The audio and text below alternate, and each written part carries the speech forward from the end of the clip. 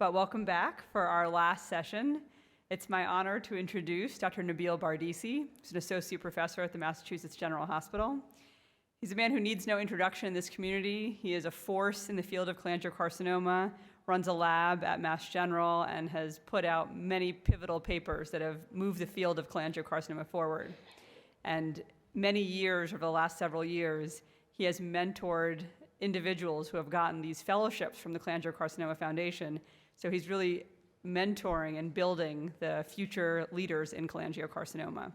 So he's going to tell us a little about the history of these, the Cholangiocarcinoma Foundation Research Fellowship Program, and then introduce the next couple speakers who are here on the dais here, who have had the honor of getting the fellowships this year. Nabeel. Okay, so thanks so much, Lipika, and also to Stacy and Jesper for the opportunity to introduce the Cholangiocarcinoma Foundation Research Fellowship Program. 8 years ago, Stacy and her board wanted to expand the focus of the CCF to increase its role in research funding for cholangiocarcinoma. Working with the scientific and medical advisory boards, it was decided that the highest immediate as well as lasting impact could be attained by creating a fellowship program. The goals were to reward research accomplishments in the field, introduce the best young scientists, to support IH. Proposals relating to less common cancer types are often harshly judged for having less significance as compared to those involving more prevalent cancers. So some of the statistics are there, and then let's take a little bit of a dive to see how we've done over the years. So we started with funds to support 4 awards, and with the generosity of the donors and personal donors and companies, been able to increase it to 11 in the current cycle. The grants are reviewed by a panel with diverse expertise in different medical specialties and basic science disciplines. So importantly, the program is very generous in the number of grants that it gives out relative to the number of applicants.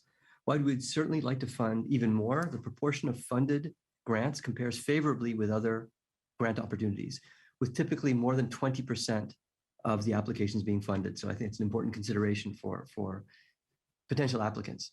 In terms of accomplishments, awardees have made major contributions to understanding resistance to therapies, such as work by Lipika on FGFR inhibitors, oncogenic signaling, such as the Hippo pathway, cancer genomics, biomarkers for chemotherapy resistance, and the role of the immune microenvironment in tumor growth and treatment response.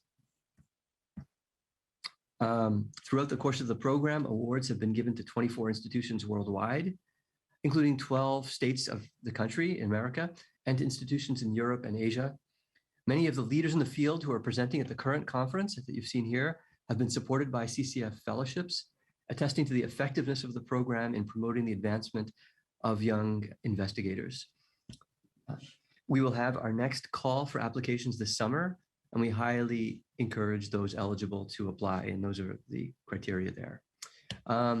So we're very excited that we have had the most funds to date to support the 2022 award cycle, and we're now funding 11 outstanding researchers. The applicant pool has also grown to 47 applicants for 12 countries, and the awardees will be announced tomorrow. Again, we thank Stacy and the Foundation for their vision in fostering the next generation of leaders in the field, and for the generosity of all the donors. We have 2 exciting talks this evening from 2021 awardees.